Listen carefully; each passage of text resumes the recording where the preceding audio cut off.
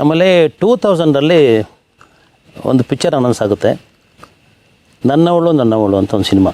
ಅದಕ್ಕೆ ಡಾಕ್ಟರ್ ಶರ್ಮಾನೇ producer, Narayan director. But producer ದುಡ್ಡು ಹಾಕಿದ್ದು ಡಾಕ್ಟರ್ ಶರ್ಮಾ ಅವರು. ನಾನು ಕೂಡ ಅದರಲ್ಲಿ ಆ್ಯಕ್ಟ್ ಮಾಡಿದೆ, ವಿಲನ್ ಆಗಿ ಕ್ಯಾರೆಕ್ಟರ್ ಮಾಡಿದ್ದೆ ಅದರಲ್ಲಿ.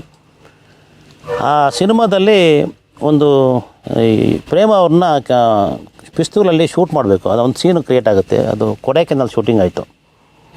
ನಾನು ಅದರಲ್ಲಿ ವಿಲನ್ ಕ್ಯಾರೆಕ್ಟ್ರು. ಆ ಶೂಟಿಂಗಲ್ಲಿ ಸ್ವಲ್ಪ ಸಮಸ್ಯೆ ಆಯಿತು, ನನಗೆ ನೆಕ್ಕು ಸಮಸ್ಯೆ ಆಯಿತು. ಏನಂತ ಹೇಳಿದ್ರೆ, ಬೇರೆ ಒಂದು 150 ಅಡಿ ಬೆಟ್ಟದಿಂದ ಕೆಳಗಡೆ ಶೂಟ್ ಮಾಡಿ ಸ್ಲಿಪ್ ಹಾಕಿ ಕೆಳಗಡೆ ಬೀಳಬೇಕು. ಅಲ್ಲಿ ಡ್ಯೂಪ್ ಇದ್ದ, ಡ್ಯೂಪ್ ಹಾಕ್ಸೋಣ ಅಂತ ಸ್ಟಂಟ್ ಮಾಸ್ಟ್ರು ಡ್ಯೂಪ್ ಹಾಕ್ಸ್ಬಿಡೋಣ ಸರ್ ಅಂದರು. ಇಲ್ಲ ರಿಯಾಲಿಟಿ ಇರಲಿ ಅಂತ ಹೇಳ್ಬಿಟ್ಟು 200 ಅಡಿ ಬೆಟ್ಟದ ಮೇಲಿಂದ ನಾನು ಬಿದ್ದೆ. ರೋಲಾಗಿ ಬರಬೇಕಾದ್ರೆ ತಲೆ ಸ್ವಲ್ಪ ಕಲ್ಲಿಗೆ ಹೊಡೆದ್ಬಿಟ್ಟು ಅವತ್ತಿನ ಸ್ವಲ್ಪ ನನಗೆ ಹೆಲ್ತು ಪ್ರಾಬ್ಲಮ್ ಆಯಿತು. ಅದಾದಮೇಲೆ ಇವರಿಗೆ ಇನ್ನೊಂದು ರಾಜ್ಕುಮಾರ್ ಅವರ ನಿರ್ದೇಶನ ಮಾಡೋಂಥ ಅವಕಾಶ ಬಂತು ನಾರಾಯಣ್ಗೆ, ಶಬ್ದವೇದಿ ಚಿತ್ರದಲ್ಲಿ. ಅದರಲ್ಲೂ ಕೂಡ ನನಗೊಂದು ಅವಕಾಶ ಕೊಟ್ಟರು. ಕ್ಯಾರೆಕ್ಟ್ರ್ ಮಾಡಿದ್ರು. ಇವರು ಕೂಡ ಒಂದು ಕ್ಯಾರೆಕ್ಟರ್ ಅಭಿನಯ ಮಾಡಿದ್ರು ನಾರಾಯಣ್ ಅವರು. ಆದರೆ ಸಿನಿಮಾ ರಿಲೀಸ್ ಆದಮೇಲೆ ಆ ಸೀನ್ ಇರಲೇ ಇಲ್ಲ ಪಿಕ್ಚರಲ್ಲಿ. ನಾನು ಕೇಳಿದೆ, ಏನು ಸಾರ್ ಎಂಥ ಒಂದು ಅವಕಾಶ ಇತ್ತು, ಅಣ್ಣವ್ರ ಜೊತೆಯಲ್ಲಿ ಒಂದು ಅವಕಾಶ ಆ್ಯಕ್ಟಿಂಗ್ ಮಾಡೋಂಥ ಅವಕಾಶ ಬಂತು, ಸಿನಿಮಾದಲ್ಲಿ ಸೀನೇ ಇಲ್ವಲ್ಲ ಸರ್ ಅಂತ. ಏನು ಹೇಳ, ನನ್ನ ಸೀನೇ ಇಲ್ಲ, ನಿಂದೆಲ್ಲಿ ಅಂತ ಅಂದರು. ಹಾಗಾಗಿ ಆ ಪಿಕ್ಚರು ಆ್ಯಕ್ಟ್ ಮಾಡಿದ್ದು ರಾಜ್ಕುಮಾರ್ ಜೊತೆ, ಬರೀ ಆ್ಯಕ್ಟ್ ಮಾಡಿದ್ದಷ್ಟೇ, ಸಿನಿಮಾದಲ್ಲಿ ಬರಲಿಲ್ಲ. ಅದಕ್ಕೆ ಕಾರಣ ಲಾಸ್ಟಿಗೆ ನನಗೆ ಗೊತ್ತಾಯಿತು. ಎಂಟೈರ್ ಸಿನಿಮಾದಲ್ಲಿ ನಾರಾಯಣ ಅವ್ರದ್ದು ಒಂದು ಸೀನ್ ಬಂದಿದ್ದೇ ಅಲ್ಲಿ, ಅದು ಸಿನಿಮಾದಲ್ಲಿ ಆ ಸೀನ್ ಬೇಕಾಗಿರಲಿಲ್ಲ ಅಂತ ಪ್ರೊಡಕ್ಷನ್ಗೆ ಅನ್ನಿಸ್ತು ಅಂತ ಗೊತ್ತಾಯಿತು. ಹಾಗಾಗಿ ಸಿನಿಮಾಗೆ ಆ ರೀಲ್ ಕಟ್ಟಾಗಿದೆ. ಏನು ಸೀನ್ ಇತ್ತು ಆ ಸೀನ್ ಕಟ್ಟಾಯಿತು, ಜೊತೆಯಲ್ಲಿ ನಂದು ಕ್ಯಾರೆಕ್ಟರ್ ಹೋಯಿತು.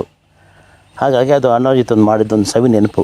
ಅಣ್ಣವ್ರಿಗೆ ಇವರು ಪ್ರಿಯಾರು, ಅದು ನಾವಿಬ್ಬರು ಆ್ಯಕ್ಟ್ ಮಾಡಿದ್ದು. ನನ್ನ ಜೊತೆ ನಾರಾಯಣ ಇದ್ದರು, ಅವರು ಪ್ರೆಸ್ ರಿಪೋರ್ಟ್ರು, ನಾನು ಪ್ರೆಸ್ ರಿಪೋರ್ಟ್ರು. ಅವರು ಅಣ್ಣವ್ರು ಬಂದಾಗ ಏನು ಕ್ವಶನ್ ಕೇಳ್ತೀವಿ, ಹೆಂಗೆ ಆಯಿತು ಇದೆಲ್ಲ, ಗಲಾಟೆ ಹೆಂಗಾಯಿತು, ಇದೆಲ್ಲ ಪ್ರಾಬ್ಲಮ್ ಆಯ್ತಲ್ಲ ಅಂತೆಲ್ಲ ಕ್ವಶನ್ ಕೇಳಿದಾಗ ಅವರು ಹೇಳ್ತಾರೆ ಅಣ್ಣವ್ರು ನಾರಾಯಣವ್ರಿಗೆ. ಮಧ್ಯೆ ನಾನು 1-2 ಕ್ವಶನ್ ಕೇಳ್ತೀನಿ. ಆ ಒಂದು ಸೀನ್ ಇತ್ತು ಅದರಲ್ಲಿ. ಇನ್ನು ಫೋಟೋ ಒಂದಿದೆ ಮಾತ್ರ, ಸಿನಿಮಾದಲ್ಲಿ ಇಲ್ಲ ಆ ಸೀನ್. ಅದು ಡಾಕ್ಟರ್ ರಾಜ್ಕುಮಾರ್ ಜೊತೆ ಆ್ಯಕ್ಟ್ ಮಾಡೋದಂದರೆ ಒಂದು ಸಂತೋಷ ಅಲ್ವಾ, ಅದೊಂದು ಎಲ್ಲ ಬೇರೆ ಅನುಭವ ಅಲ್ಲಿ ಜೀವನದಲ್ಲಿ ಅಂತ ಹೇಳಿ ನಾನು ಎಲ್ಲ ಇಡೀ ಫ್ಯಾಮಿಲಿಯವರಿಗೆಲ್ಲ ಹೇಳಿದ್ದೆ, ನಾನು ಅಣ್ಣವ್ರ ಸಿನಿಮಾನ ಆ್ಯಕ್ಟ್ ಮಾಡಿದ್ದೀನಿ, ನಾರಾಯಣ ಆ್ಯಕ್ಟ್ ಮಾಡಿಸಿದ್ದಾರೆ ಅಂತ. ಅದು ಸಿನಿಮಾ ಥಿಯೇಟ್ರಿಗೆ ಸುಮಾರು ಜನ ಬಂದರು, ನಾನೊಂದು ಆ್ಯಕ್ಟ್ ಮಾಡಿದ್ದೀನಿ ನೋಡಬೇಕು ಅಣ್ಣವ್ರ ಜೊತೆಯಲ್ಲಿ ಯಾವ ಥರ ಮಾಡಿದೀಯ ಅಂತ. ಅದು ಸಿನಿಮಾದಲ್ಲಿ ಆ ಸೀನೇ ಇರಲಿಲ್ಲ. ಪಾಪ ಬೇಜಾರು ಮಾಡ್ಕೊಂಡು ಆಚೆ ಬಂದರು. ಏನಪ್ಪ ಆ್ಯಕ್ಟ್ ಮಾಡಿದೀಯ ಅಂತ ಹೇಳಿದೆ, ಇಲ್ಲ ಅಂತ. ಆಮೇಲೆ ಎಲ್ರಿಗೂ ನಾನು ಸ್ಟಿಲ್ ಇತ್ತಲ್ಲ, ನಾರಾಯಣ್ ಕೊಟ್ಟಿದ್ದರು ಆ ಸ್ಟಿಲ್ನ ನನಗೆ. ಎಲ್ಲರಿಗೂ ನೋಡ್ರಪ್ಪ ಈ ಸ್ಟಿಲ್ ನೋಡಿ ಆ್ಯಕ್ಟ್ ಮಾಡಿದ್ದೆ, ಆ್ಯಕ್ಚುಲಿ ಸಿನಿಮಾದಲ್ಲಿ ಇಲ್ಲ, ಇದು ಕಾರಣಾಂತರದಿಂದ ಅದು ಡಿಲೀಟ್ ಆಗಿಬಿಟ್ಟಿದೆ, ಅಂದರೆ ಅದು ಎಡಿಟಿಂಗಲ್ಲಿ ಕಟ್ಟಾಗಿದೆ ಅಂತ ಹೇಳಿ ಆ ಫೋಟೋನ ಇನ್ನೊಂದು ನನ್ನ ಮನೇಲಿ ಜೋಪಾನವಾಗಿ ಇಟ್ಕೊಂಡಿದ್ದೀನಿ. ಮತ್ತು ನಮ್ಮ ಬಾಸು ಮಗ, ತಮಗೆಲ್ಲ ಗೊತ್ತಿರ್ಬೋದು, ವೆರಿ ಗುಡ್ ಕ್ರಿಕೆಟರು. ಅವನಿಗೆ ಮಾತುಗಳು ಬರ್ತಿರಲಿಲ್ಲ, ಧ್ರುವ ಅಂತ. ಅವನು ಹಿಯರಿಂಗ್ ಸಮಸ್ಯೆ ಇತ್ತು. He was a very good cricketer. Kichcha ಟೀಮಲ್ಲಿ ಅವನು ಒಳ್ಳೆ ಆಲ್ರೌಂಡರಾಗಿ ಫೇಮಸ್ ಆಗಿದ್ದ.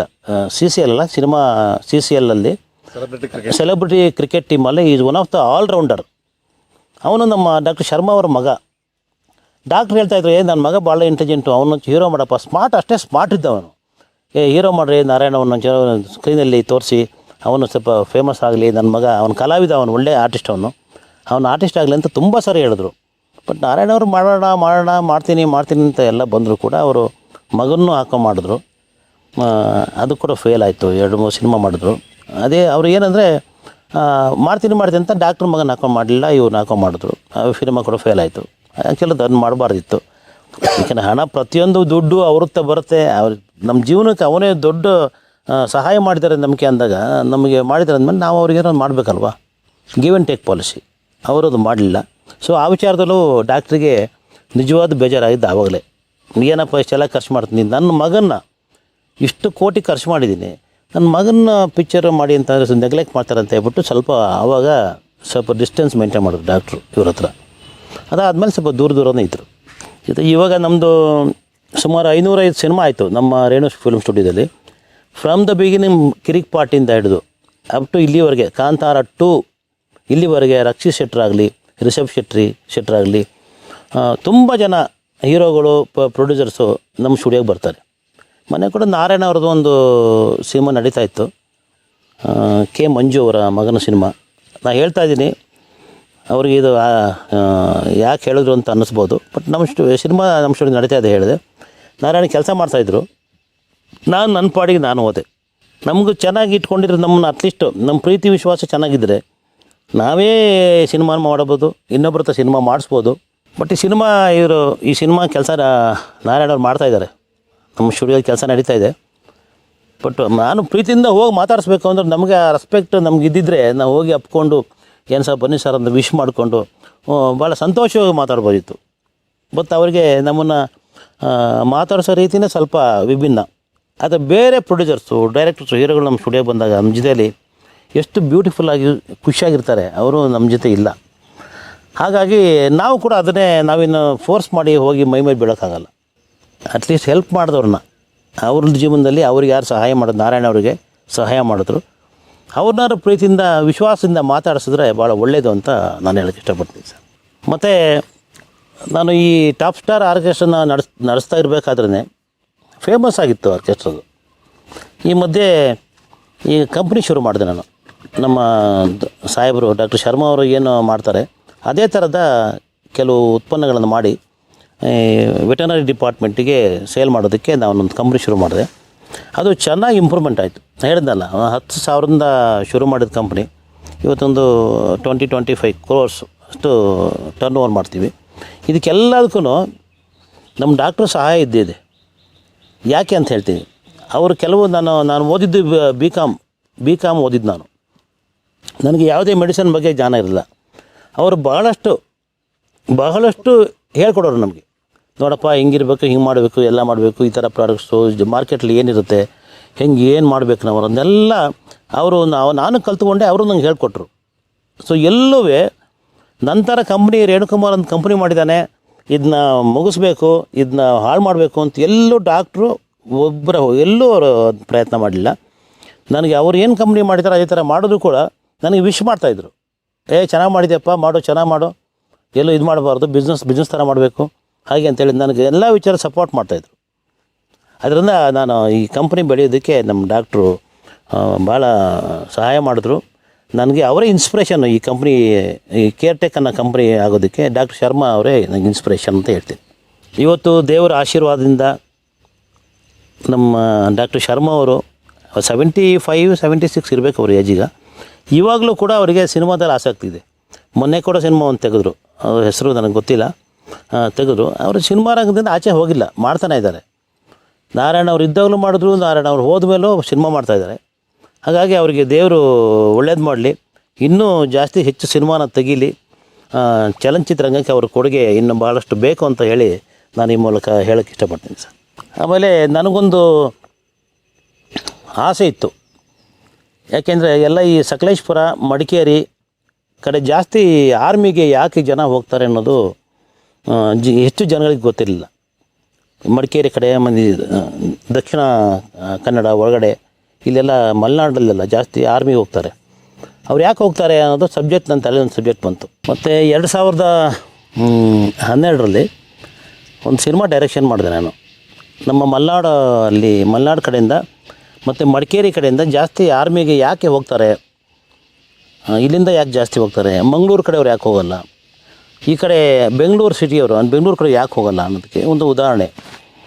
ಇಲ್ಲಿ ಪ್ರತಿಯೊಂದು ಮನೆಗೆ ಮಡಿಕೇರಿ, ಸಕಲೇಶ್ಪುರಲ್ಲಿ ತೊಗೊಳ್ಳಿ ನೀವು, ಒಂದು ಫ್ಯಾಮಿಲಿಯಲ್ಲಿ ಒಬ್ಬ ಆರ್ಮಿಗೆ ಹೋಗಲೇಬೇಕು ಅವ್ರ ಮನೆಯಲ್ಲಿ. ಆ ಆರ್ಮಿಗೆ ಹೋದವ್ರ ಮನೆಗೆ ರೆಸ್ಪೆಕ್ಟ್ ಜಾಸ್ತಿ, ಬಹಳ ಸಮಾಜದಲ್ಲಿ ಒಳ್ಳೆಯ ಉನ್ನತವಾದ ಸ್ಥಾನ ಕೊಡ್ತಾರೆ ಅವ್ರ ಮನೆಗೆ. ಇವ್ರ ಮನೇಲಿ ಒಬ್ಬ ಆರ್ಮಿಲಿದ್ದಾನೆ ಅಂದರೆ ಅವ್ರಿಗೆ ಬಹಳಷ್ಟು ಬೆಲೆ ಕೊಡ್ತಾರೆ ಇಲ್ಲಿ. ಅದು ಬೇರೆ ಕಡೆ ಇವನ್ ಪಂಜಾಬಲ್ಲಿ ಕೂಡ ಅದೇ ರೀತಿ. ಸೊ ಆ ಕತೆ ಇಟ್ಕೊಂಡು ಇಲ್ಲಿ ಯಾವುದೇ ಮನೆಯಲ್ಲಿ ತಾಯಿ ಕೇಳಿದ್ರು ನನ್ನ ಮಗುನ ಆರ್ಮಿ ಸೇರಿಸ್ಬೇಕು ಅಂತ ಹೇಳ್ತಾರೆ. ಮಡಿಕೇರಿ ಭಾಗದಲ್ಲಿ, ಮಲೆನಾಡು ಭಾಗದಲ್ಲಿ. ಇದು ಬಿಟ್ಟರೆ ಬೇರೆ ಕಡೆ ನೀವು ನಾರ್ತಲ್ಲಿ ಕೂಡ ಸ್ವಲ್ಪ ಮಟ್ಟಿಗಿದೆ, ಇಲ್ಲಿ ಜಾಸ್ತಿ.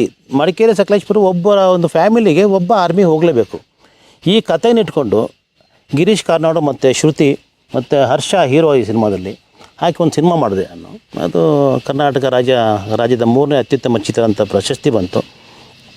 ಪ್ರಶಸ್ತಿ ಬಂದಾಗ ಅದು ಸ್ವಲ್ಪ ಕಾಂಟ್ರವರ್ಸಿ ಆಯಿತು. ಅದು ಕಮಿಟಿಯಲ್ಲಿ ಇರೋ ಎಲ್ಲ ಜೂರಿ ಮೆಂಬರ್ಸ್ ಎಲ್ಲ ಕಮಿಟಿಯಲ್ಲಿ ಅವರು ಸಿನಿಮಾದಲ್ಲಿ ತೊಡ್ಕೊಂಡಿದ್ದಾರೆ ಅಂತ ಏನೋ ಕಾಂಟ್ರವರ್ಸಿಯಾಗಿ ಅದು ಮತ್ತೆ ಆ ಕಮಿಟಿ ಹೋಗಿ ಮತ್ತೆ ಇನ್ನೊಂದು ಕಮಿಟಿನ ಫಾರ್ಮ್ ಮಾಡಿ ನನಗೆ ಅವಾರ್ಡು ಅದರಲ್ಲಿ ಅಂತೂ ಲಾಸ್ಟಿಗೆ ಬೇರೆಯವ್ರಿಗೆ ಹೋಯ್ತು ಅಂದರೆ ಸ್ವಲ್ಪ ರಾಜಕೀಯದ ವಾಸನೆ ನುಗ್ಗಿತು ಅಲ್ಲೂ. ಹಾಗಾಗಿ ನಾನೊಂದು ಸಿನಿಮಾ ಮಾಡಿದೆ, ಅದು ಶಬ್ದಮಣಿ. ಮತ್ತು ಹೋರಿ ಅಂತ ಹೇಳ್ಬಿಟ್ಟು ನಮ್ಮ ಪ್ರಭಾಕರ್ ಮಗ ಹೀರೋ, ಅದಕ್ಕೆ ಪ್ರಭಾಕರ್ ಮಗ ಹೀರೋ. ಹೋರಿ ವಿನೋದ್ ಪ್ರಭಾಕರ್ ಹೀರೋ ಅದಕ್ಕೆ. ಅದು ಕೂಡ ಮ್ಯೂಸಿಕ್ ಡೈರೆಕ್ಷನ್ ಮಾಡಿದೆ. ಮತ್ತು ಕಂಚಿಲ್ದ ಬಾಲೆ ಅಂತ ಹೇಳ್ಬಿಟ್ಟು ರಘು ನಮ್ಮ ಸ್ನೇಹಿತರು ಪ್ರೊಡ್ಯೂಸರ್, ಅದಕ್ಕೆ ಮುತ್ತಪ್ಪ ರೈ ಅವರು ಕೂಡ ದುಡ್ಡು ಹಾಕಿದರು. ನಮ್ಮ ಭಾಳ ಬೇಕಾದರು ರೈ ಅವರು, ಇಲ್ಲ ಅವರೀಗ, ಅವರು ಕೂಡ ದುಡ್ಡು ಹಾಕಿದರು. ಅದು ಕೂಡ ಬೆಸ್ಟ್ ಫಿಲ್ಮ್ ಅಂತ, ಬೆಸ್ಟ್ ಪ್ರಾದೇಶಿಕ ಚಿತ್ರ ಅಂತ ಅವಾರ್ಡ್ ಬಂತು. ಅದ್ರ ಕೂಡ ಮ್ಯೂಸಿಕ್ ಮಾಡಿದ್ದೆ ನಾನು. ಮತ್ತು ಈಗ ಜನ್ಧನ್ ಅಂತ ಸಿನಿಮಾ, ಅದರಲ್ಲೂ ಮ್ಯೂಸಿಕ್ ಮಾಡಿದ್ದೀನಿ. ಜೊತೆಗೆ ಪ್ರಸ್ತುತ ಈಗ ಟಕೀಲ ಅಂತ ಸಿನಿಮಾ ಶೂಟಿಂಗ್ ಎಲ್ಲ ಮುಗಿದಿದೆ, ಅದರಲ್ಲೂ ನಾನು ಮ್ಯೂಸಿಕ್ ಡೈರೆಕ್ಷನ್ ಮಾಡಿದ್ದೀನಿ. ಹೀಗಾಗಿ ಚಲನಚಿತ್ರ ರಂಗದಲ್ಲಿ ಇಂದ ಆಚೆ ಬಂದಿಲ್ಲ, ಗುರುತಿಸ್ಕೊಂಡು ಇವತ್ತು ಸ್ಟುಡಿಯೋ ಚೆನ್ನಾಗಿ ಹೋಗ್ತಾಯಿದೆ. ಎಲ್ಲ ದೊಡ್ಡ ದೊಡ್ಡ ಪ್ರೊಡ್ಯೂಸರ್ಸು, ಡೈರೆಕ್ಟರ್ಸು ಸ್ಟುಡಿಯೋಗೆ ಬರ್ತಾರೆ.